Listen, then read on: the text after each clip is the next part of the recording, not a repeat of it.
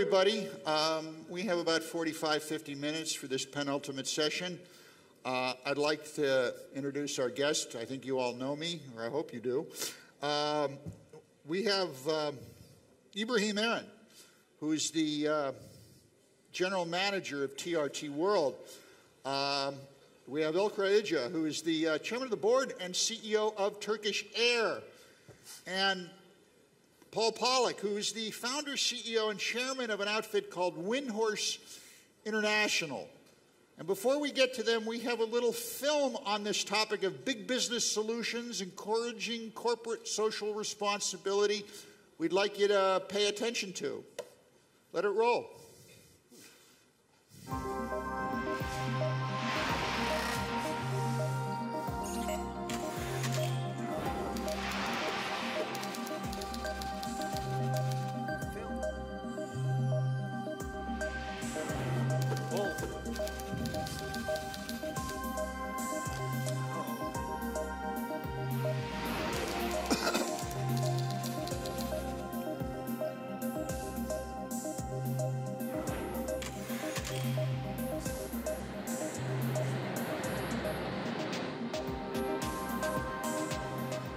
Ladies and gentlemen, with today's flight TK606 to Somalia, we're not only taking off to the skies, but hearts as well. As the only airline that connects Somalia to the world, we'll be more than happy to deliver your love and assistance to Somalia on your behalf. As a Turkish Airlines family, we're proud to be a part of this great cause. Thank you.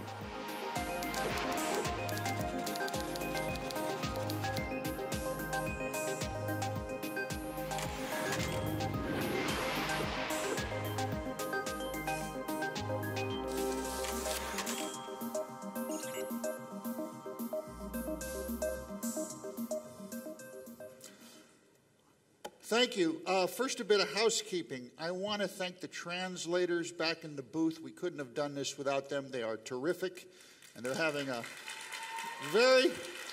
I know you're having a difficult time translating me, particularly the Arabic folks. I'm not Ibn Khaldun.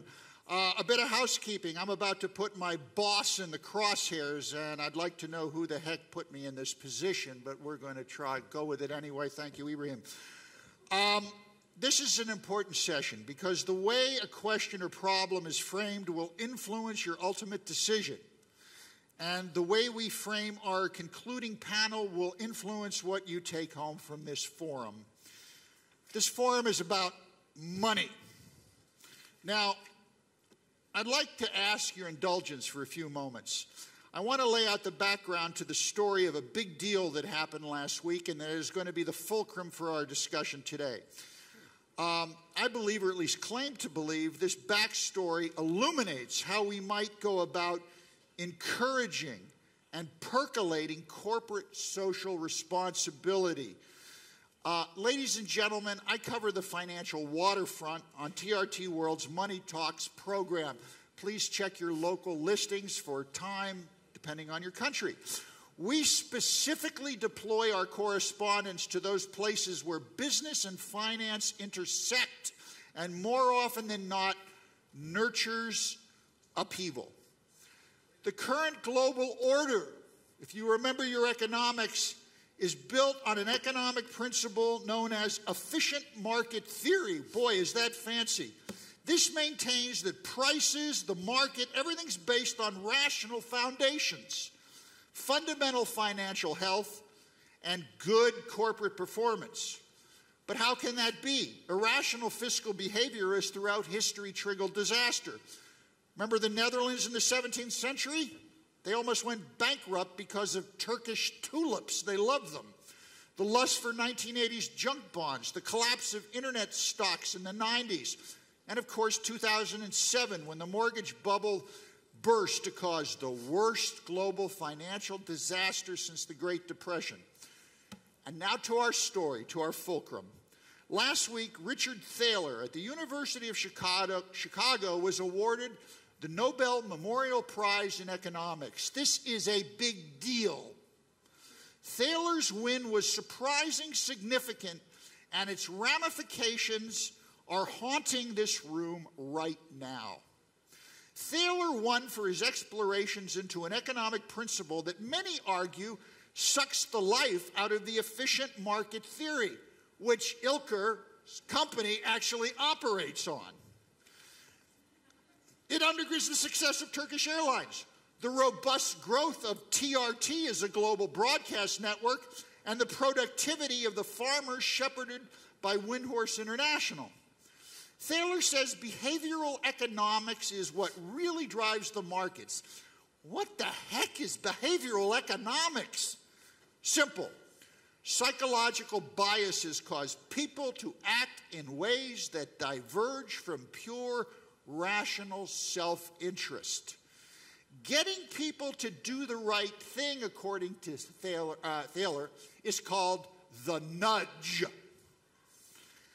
Thaler argues we need to use the nudge to guide people toward choices that are in their best interest, though perhaps not in the best interests of your shareholders or national treasuries. Some call it democratic coercion, which at first blush might sound like a contradiction in terms. Nudges are used, Thaler argues, to shape behavior, and the nudge is not traditional.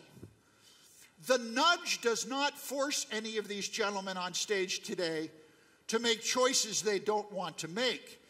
Yet it doesn't assume that they should make their own choices free of outside interference.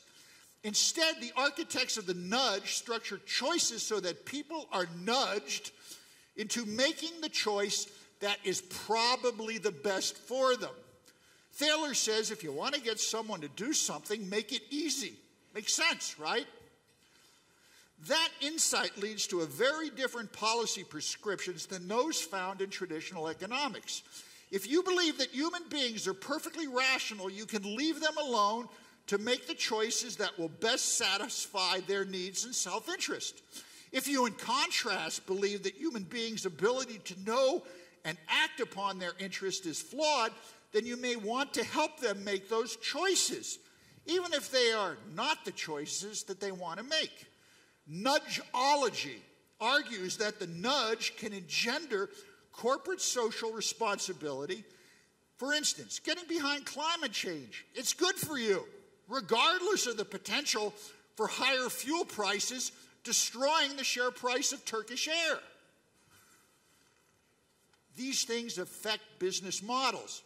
Last night, we listened to Ibrahim lay out a passionate and unique global plan that made TRT the spearhead of inspiring change in an age of uncertainty.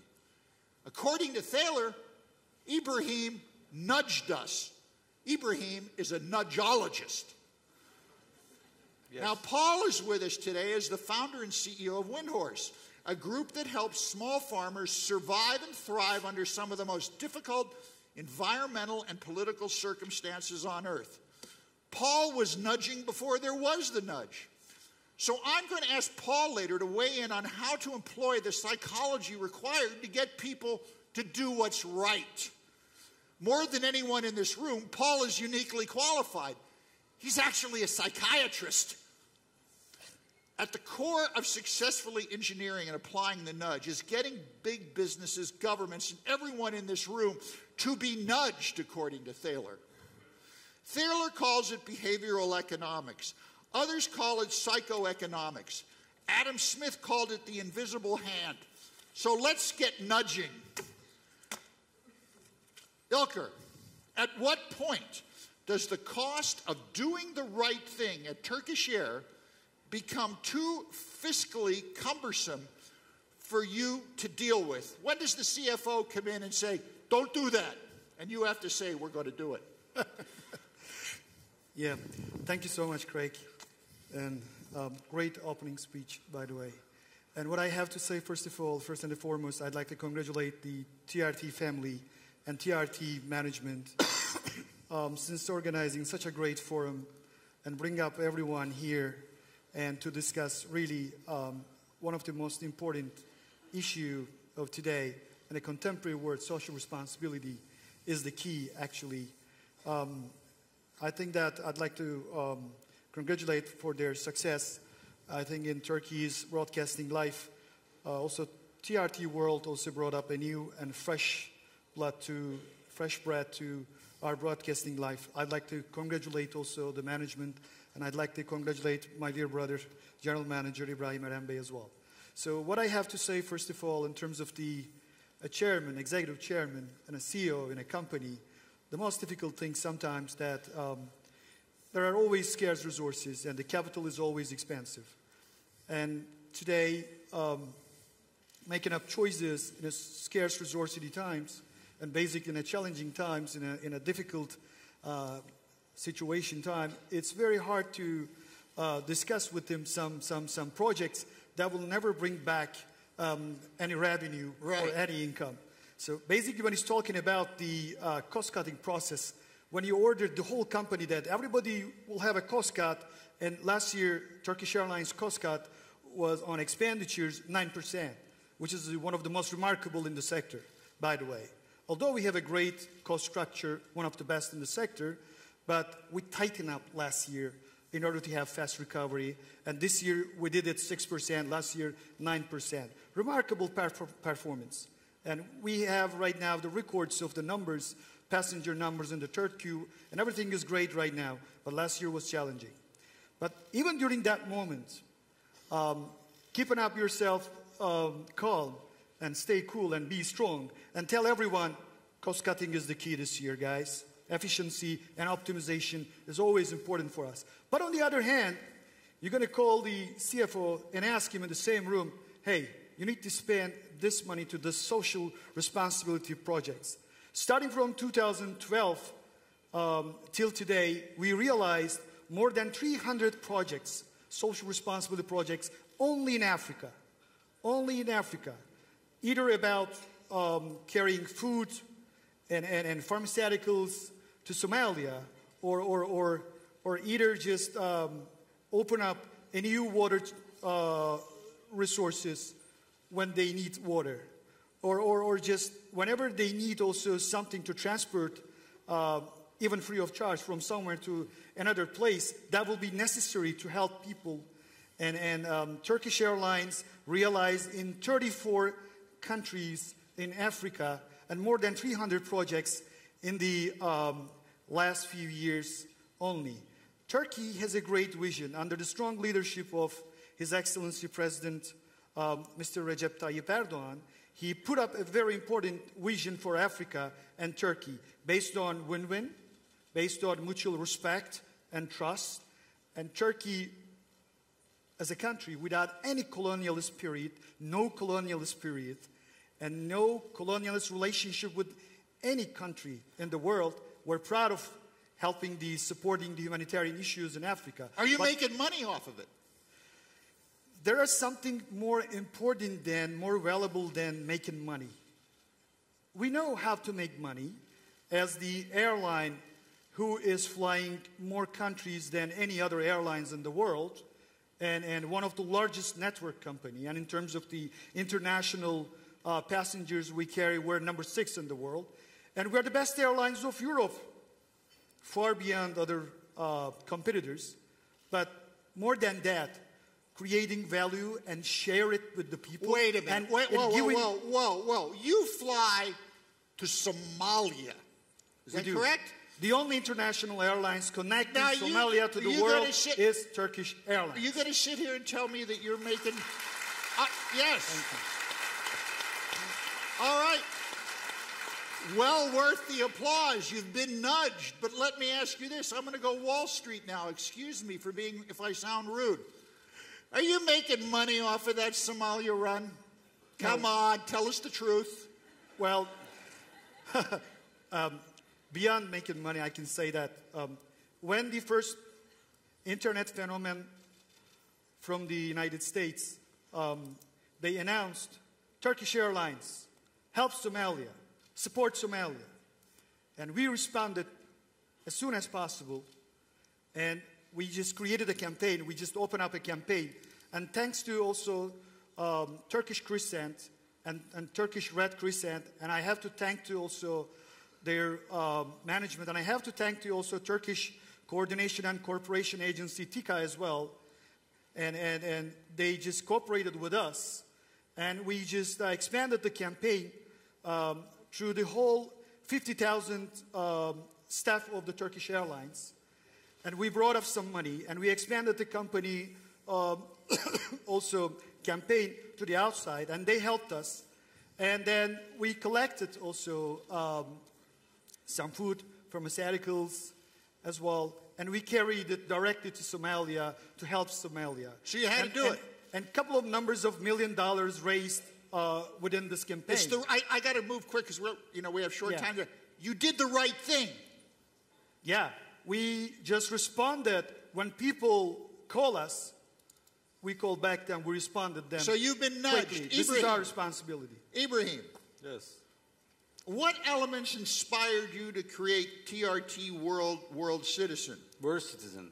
And how did you convince the detractors to change their mind?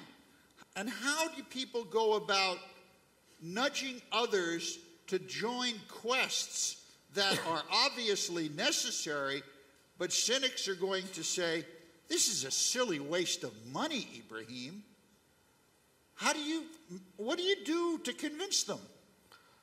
The TRT World Citizen project, actually, it is a byproduct of TRT World, because TRT World's mindset is in line with the TRT World Citizen, which is when we first started to launch, decided to launch TRT World, we wanted to make a difference by the way of making news, by the storytelling, okay?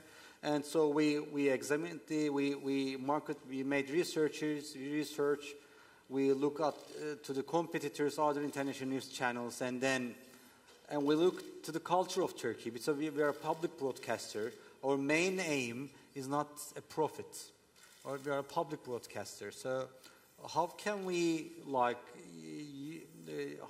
utilize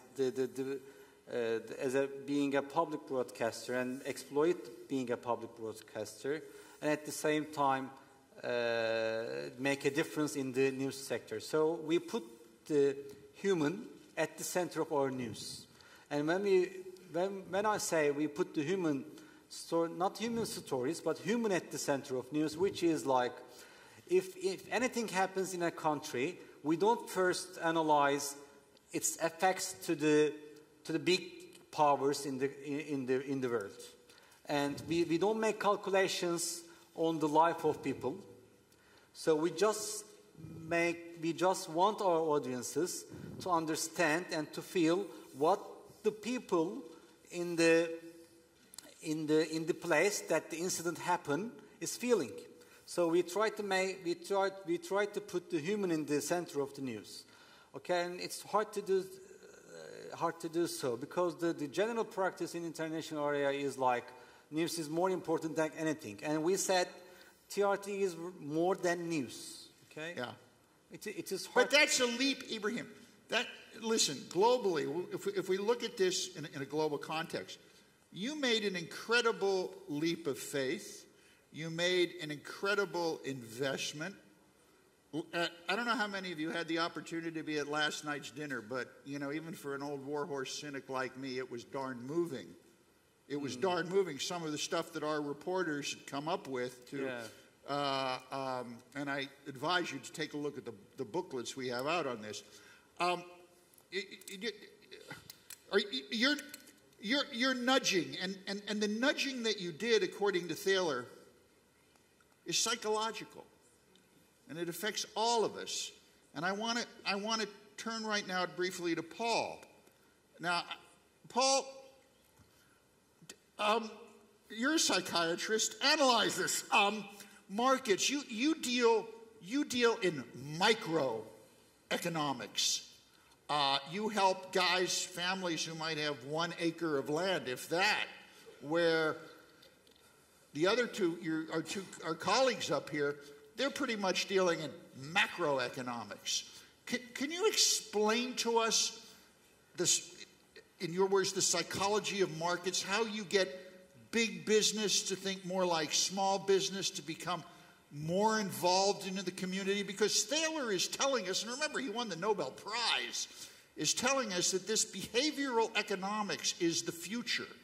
And how do you see it based on your experience in the field as an economist, a businessman, and a psychiatrist? Well, the first thing, there are many areas where the process is the same and success is based on the same thing. The first is, from a business point of view, you have to know the customer. I've made a fetish of that. I have interviewed in some detail 3,000 people over 10 years that earn less than $2 a day. But this is not an office interview. I go with them, I walk with them through their fields, and we have some tea, and then I ask them what their hopes and dreams are. And the bottom line is aspirational branding is probably more important for the 2 billion or so people who live on less than $2 a day than it is for the first-class ticket passengers of Turkish Air. Why is that? I don't know. It just is. It's what I learned. I come with no assumptions. I talk to people. But if you're not able to feed your family fully and your kids are going hungry 3 months of the year, you have one meal a day, your dreams are more powerful. And you can't just sell stuff. See, part of the problem in development, as far as I'm concerned, is scale. It's useless to do 200 of one thing or 300 of another thing. There are 2 billion people who live on less than $2 a day. If you can't come up with something that reaches at least 1 million of them, you're not going to make an impact. I want to see if we can open this up a bit. You're sitting in between the head of a pretty terrific airline. I love it. And to your right is Ibrahim, who's about to embark on essentially starting a Peace Corps. Yeah. Both noble endeavors. You've been in the field. You understand the psychology.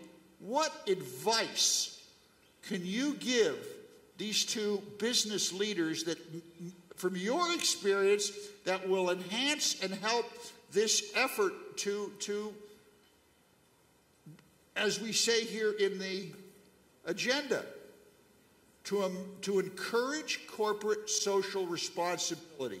Give these guys some advice. Well, I think I would rather go the other way and ask them for advice. But if you push me, I can give advice to anybody. Well, share advice. I think that would be fascinating. Look, he works in an office in an airplane. He works in Ankara. And he comes to here. You're out in the paddies with people. You're seeing this. You're getting your hands dirty here. You are an embodiment of the micromanagement that encouraging corporate responsibility engenders getting these guys to get their hands dirty. That's what they're doing. You got your hands dirty in Somalia. This thing with the global citizen, boy, tell us. What have you seen in the field that can help them, help us? Well, look, they already, see, by the way, the first thing I ever did in development by accident was in Somalia. And I talked to there were 400,000 refugees, Somalis that had been pushed out of Ethiopia for various reasons. And I talked to them like I'm talking here and asked what they needed. What they needed most was transport. We ended up in this first small project helping refugee blacksmiths build and sell 500 donkey carts. Those were of enormous value because these 400,000 or so refugees had been suddenly displaced into refugee camps that were isolated. They were used to donkey carts. They had donkeys. We imported containers of ball tires from the U.S. and so on, and we recruited refugee blacksmiths who taught us how to work, and they sold those donkey carts for $450 a piece to other refugees on credit. And those refugees, because of the scarcity of transport, which we learned from talking to them, earned on average $200 a month. So the people you're in it to make a profit for the farmers and who you're with, correct? The people you work with. I create companies that make a profit, that help farmers make a profit. It's the same thing they do, only they have amazing platforms that could transform the world. So there is a bigger risk to create a platform in the beginning.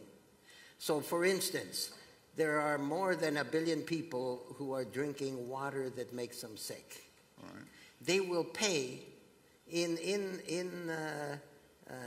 some of the countries where we work, in eastern India, in the state of Odisha, they will pay 7 cents a day, the equivalent in local currency, for 10 liters of safe drinking water delivered in a aspirationally branded jerry can to their home. Huh. Once you have a network of, we're still very small, we're delivering water every day to 150,000 people, but that is a platform. It's an aspirationally branded platform that then, once you have that, the marginal cost of adding antibiotics or something that is marketable. So out of the million things you can do, why not pick something that eventually, if successful, even though it's a risk, could reach 100 million people and transform their lives? So there's a transport platform, there's a communication platform. That is manna from heaven if you use it, because the marginal cost of adding other things that will transform the lives of $2 All right, people. what do the two of you think of this business plan? We've just basically heard a minor business plan here. It's profitable. That doesn't sound like a big solution. It sounds like a small solution that creates a big opportunity. Yeah. Yeah. So either one. Sometimes you bring up very small solutions together to go to even bigger solutions. So we need to be patient. It's just like open up a channel for the water, and the water streams and finds its own way. So all you need is just to open up a way for the water. So then the flow will come after. So I think that I'm really happy to hear. I'm glad to hear, and because facilitating people, giving them a platform, and giving back what you get from the people is most important thing. It's priceless, and see one child's also face happy and smile to you is priceless. Is more important than billions. It's much more important than numbers. And then seeing their face and seeing them and making them happy and giving them a chance to survive. And without being survivor, also opening up a channel to mobilize themselves for education, for a better job, for a better life, and giving them mobility, giving them also connectivity is the most important thing. So then either the farmers or bio things or whatever you're going to open them a channel that they can build up something and build up also an infrastructure for them and call them and bring them together is a great idea. I don't think the big or small, and every solution will be priceless and helpful to building up the better future. Ibrahim, you're in the media business. Yeah.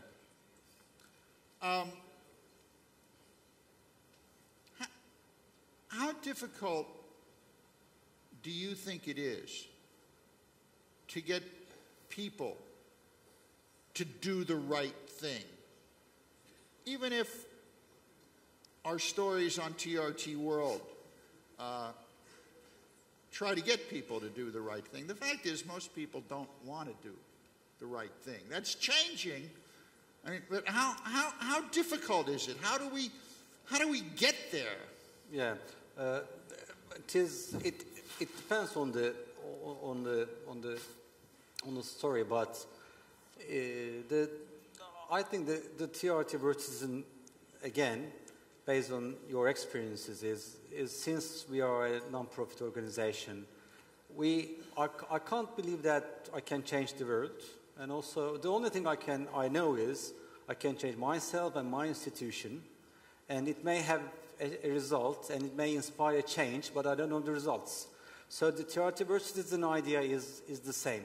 And making the right thing is like, you can't be all right all the same all the time. I mean, all of us are right people, and sometimes all of us are bad people. It depends.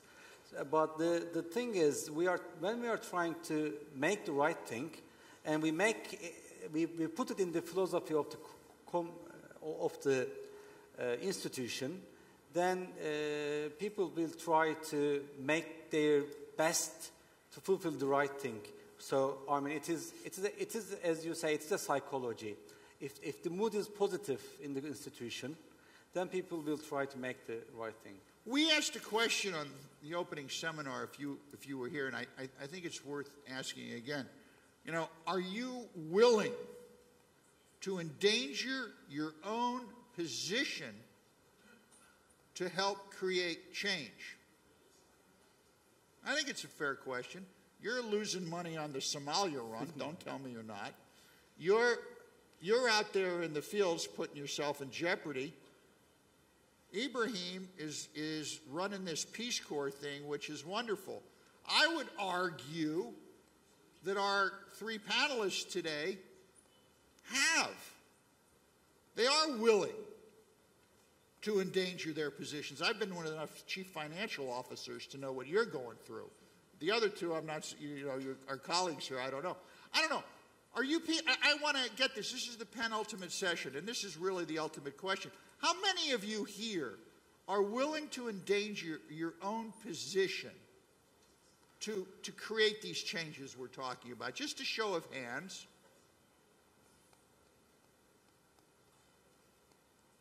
What do you think about that, Paul? I don't see many hands up there. Maybe they need a position then. Depends how you ask the question.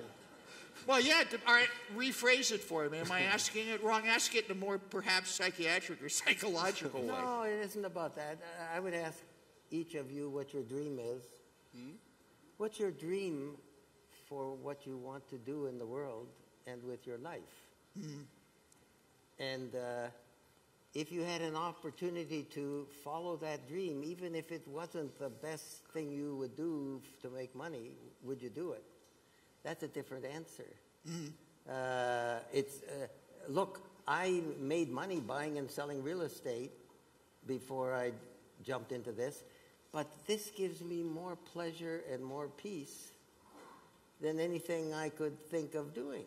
And don't forget, while survival economics is critical. So look, the families who pay 7 cents a day actually avoid paying 20 cents a day for the illnesses they get from drinking bad water. But are we supposed to get beyond survival economics? I don't want to get into very deep discussions, but I think there's a very root differences in the culture. Right. Okay. In Turkey, no one will, or not the majority, will argue and will question why Turkey is the number 2 in the world for humanitarian aid, while in the same time in the GDP rate it's not in the top 10. So they will be proud of it, and Turkish Airlines will be proud of it. TRT will be proud of it being that kind of helping. That is, I think there's and the economy is not the same. The perception of economy is even not the same in Turkey.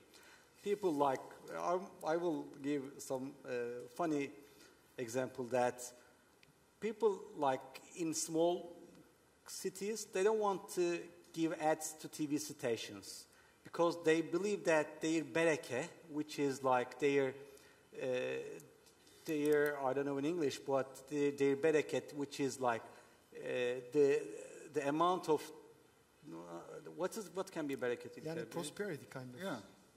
In English, sorry? Blessing, maybe. Yeah. They will lose their blessings. And it's a culture. And they, like 10 years ago, while in the business at the same time in Urfa, they will pay the ad price to you, but they will tell to you that, please don't put my ad on TV, because I believe that my blessing will lose. So I don't want to get into deep discussions again, but there are really deep differences in the culture in terms of perception of the economy and the business as well. Well, that's true. You have this culture thing, you know, this constant clash between Western and non-Western cultures, not only in business, but in politics. I mean, you talk about how people of Turkey are very proud of this, as well they should be. Whereas in the United States, we have people in Puerto Rico who aren't getting enough aid.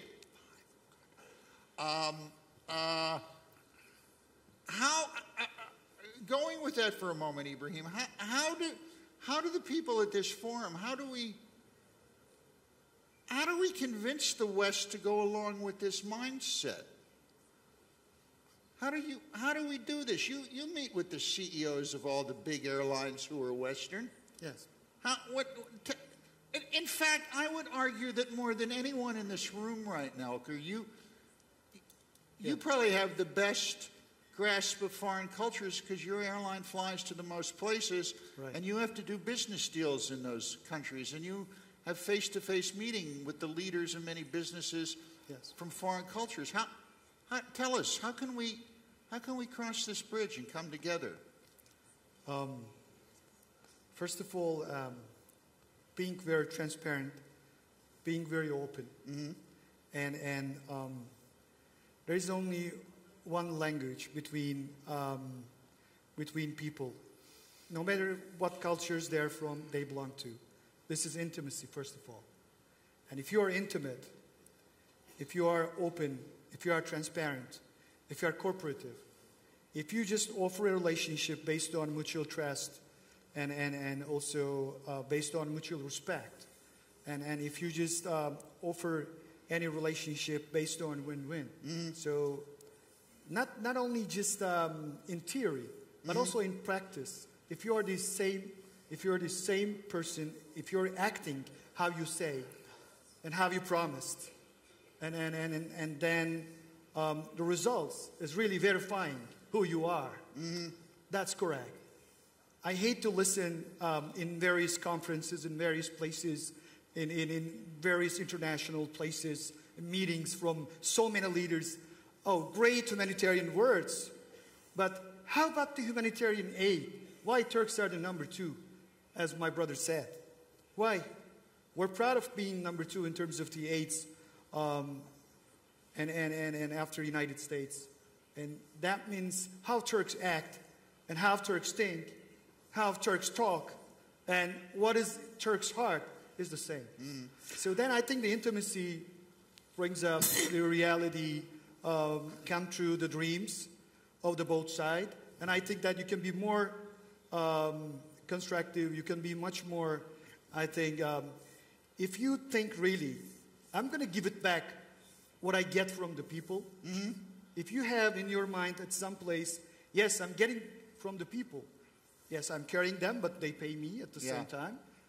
But really, if in your mind you think that I have to be socially responsible, I have to respond, since they are honoring us by flying with us, since they are choosing us, that means we should do something really for that countries and give it back what they gave to us. Then I think that, first of all, not only serving them, but also trying to gain their hearts is more important. We Correct. we have 1 minute left. Go. Just 2 things. One is, I think Paul's solution is the one that connects the 2 cultures. Okay? And the second thing is, Turkish people is, as you see, too romantic, not realistic. Well, what I found interesting when Ilker was talking, I saw 3 heads nodding, including an American's in the middle who's in the field. Unfortunately, we have had a lot more questions. We want to open it up. We wanted to go deeper into this, but we have 31 seconds left, and I have to be the Prince of Darkness and sticking to the time rule. So hopefully we're going to do this next year, and hopefully you'll all come back. And with that, I want to thank everyone, and even though from this truncated session, I hope everyone got a little something out of it. You learned about nudge theory. Thank you.